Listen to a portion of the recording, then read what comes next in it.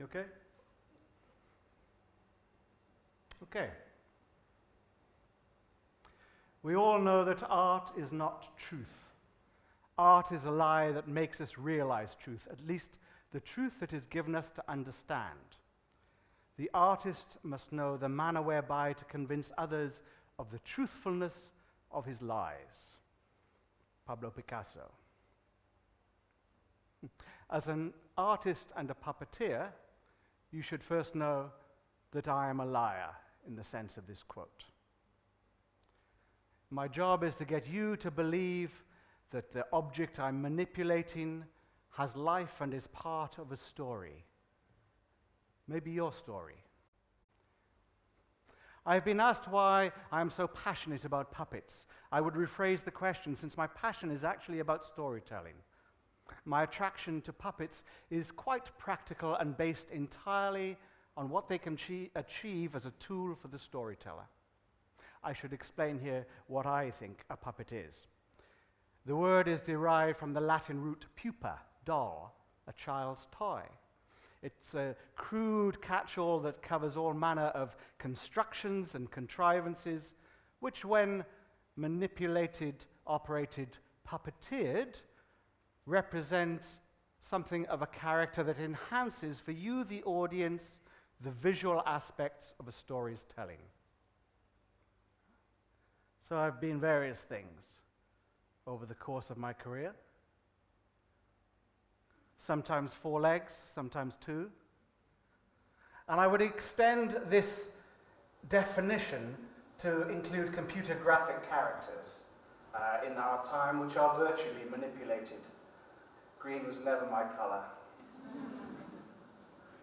Stories are simulations of life, a way to explore and understand things that have happened or might happen. An adventure without danger. Puppets have been used as a means of storytelling throughout history, in cultures all over the world. They don't have to be complete or absolute representations of the characters they are meant to represent, for their true purpose is to enhance the images that form in the viewer's imagination as the narrative progresses. The basis of all theater, ritual, religious, or just simply amusing, rests upon the emotional and intellectual dialogue between the performer and their audience. It is only in the mind of each audience member that this abstracted form, this pupa, achieves life. Now, success in this venture is, of course, dependent upon the cleverness of the performers, and I should say, the attention span of the audience.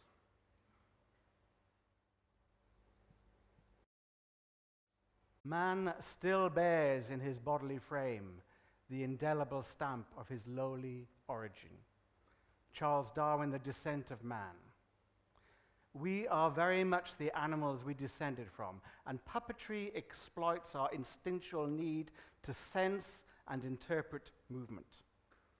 About 40 years ago, while living in the USA, I discovered the power of puppetry thanks to a little girl called Robin, who took my crude attempts at making a dinosaur puppet tap dance and laughed. She decided to believe. I returned to Britain, and there I gained employment on a movie where most of the characters were portrayed by puppets. The director of the movie famously exclaimed, when considering how puppets might be made to run, walk, dance, that puppets don't do anything. His name was Jim Henson. He was the creator of the Muppets and, of course, the first puppeteer of Kermit the Frog. The film was called Labyrinth, starring David Bowie and Jennifer Connelly and lots of puppets. As I said, the job of the puppeteer is to get you, the audience, to believe that the lifeless thing being wiggled is alive. And the only place we have to do this is in your minds. Fortunately, we have ancient allies on the inside.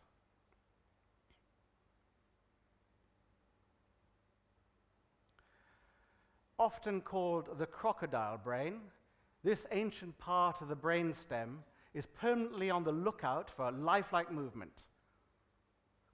And more recently, the ability of the forebrain, the capacity to abstract and to imagine. So, if life is truth, then truth can be contrived with a piece of string or a handkerchief. I want to sort of get you to recognize, maybe, how easy it is to get you to believe.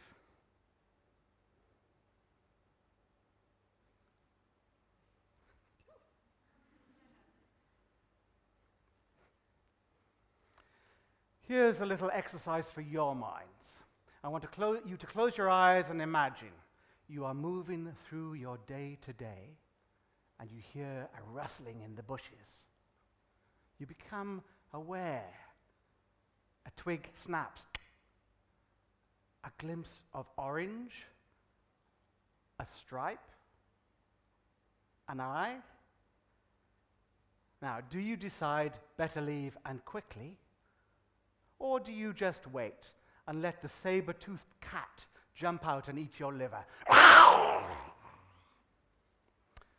It turns out humans do not have to see the whole thing in order to ascribe life to it. Be it something to eat, something to run from, or something to mate with. This is the part of the mind that art and entertainment play with. Here's an example from the world of illustration and painting. Henri Rousseau's The Dream. Can you see all the animals?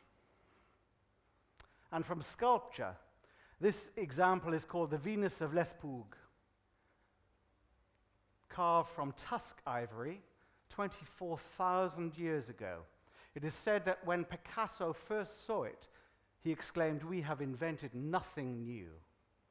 He had 2 replicas of this ancient sculpture in his possession. Oh, and from my world of storytelling, you do not have to meet a velociraptor to know that should one happen to come around the corner to greet you, you would be wise not to pet it. The reason you know that it's dangerous and what it is from storytelling.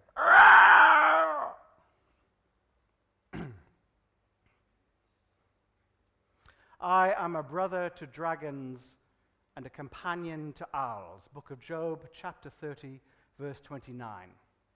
You'll have noticed that the puppets and props I've used so far are very basic. In my work, I can get away with very crude approximations of the real thing as long as the puppet, no matter how simple, moves in a lifelike way. Wiggle it well, and your ancient brains do the rest. But it is not only humans who are susceptible to the manipulations of objects. Examples of adept puppeteering are to be found throughout nature, a long-developed evolutionary trait which helps secure a desired outcome. Catching a meal, not being a meal, luring a mate. You may already be familiar with the deep-sea anglerfish. This example, the humpback anglerfish, lives in the depths of oceans, temperate and tropical, all over the world. It waggles its bioluminescent lure to catch both prey and mate. Or how about this alligator snapping turtle, whose tongue has evolved to resemble a tasty meal? The turtle, jaws open and body motionless, performs his worm puppet for gullible small fish looking for a suitably sized snack. And should one come close, oh, this spider-tailed horned viper found in western Iran, adept at puppeteering its modified tail. Oh, no more bird. But most inspirational to me is the Lampsilis mussel that lives in the freshwater rivers of North America. After fertilization, the female mussels grow an extruded piece of flesh, which, when they wiggle it, the fishy puppet, it resembles the prey of the freshwater bass. When the bass comes close, it releases a cloud of its young at the unsuspecting predator, and the young latch onto the gills of the bass and feed on fish blood without hurting the animal until they reach maturity and drop off.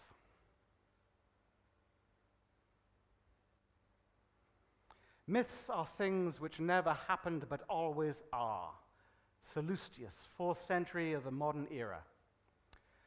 There are no new stories, just new context in which the action is played out. Set your tale in the Jurassic with dinosaurs, the Middle Ages with knights, maidens, castles, dragons, the Wild West, the here and now, outer space, any place real or fantastical. You can populate any setting with the same characters and storyline. While now we have personal screens and the internet to share these tales, for most of our history, stories were carried in memory and passed by telling, by word of mouth. Now, don't underestimate how entertaining this was, or how cleverly our ancestors used props and costumes. Here again, I will play with your minds and take you back to the peak of the last ice age, when half or most of northern Europe was under the ice sheet. This is a slide, an image of what remains of the earliest known puppet. I say earliest known because the older ones haven't yet been discovered. And it's likely that any that were crafted out of clay or wood or textile disintegrated long ago. This one is 27,000 years old, carved out of mammoth ivory into the recognizable shape of a man.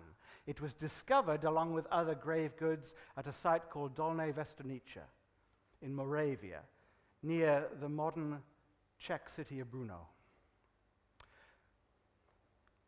This artist's representation has been made specially for you by my friends Brian and Wendy Froud, who were instrumental in the creation of the film Labyrinth. So this is fully to scale, as we understand it, his torso and head and that. So you're the first people to see this in maybe 27,000 years. But of course there's more. And as puppeteers, we considered how best it might move and be formed and be performed.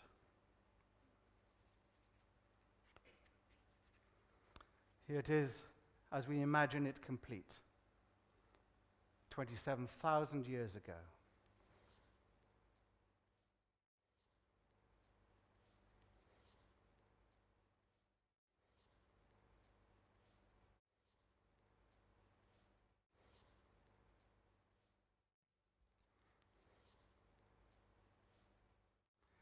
By ancient oil lamplight on tent wall, rapt minds would imagine as the teller tells their tale, maybe of the great mother-father who brought them into being, or of the forthcoming fight where we will smite our enemies and be triumphant, or of the failure of the hunt, ashamed and embarrassed, coming back with nothing, but with tales of the really, really big one that got away.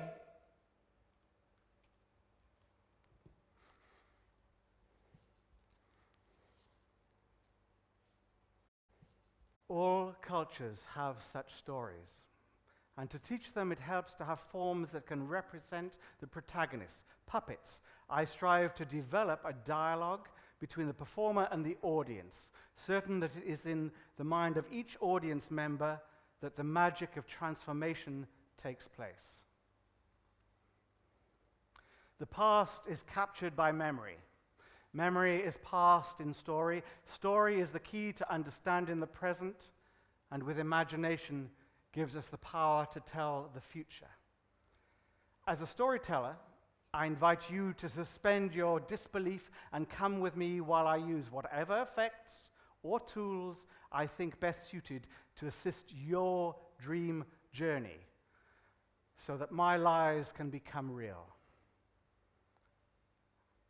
And if a handkerchief works, I'll use a handkerchief. Thank you to Ellie. Thank you to Loni. And thank you for watching.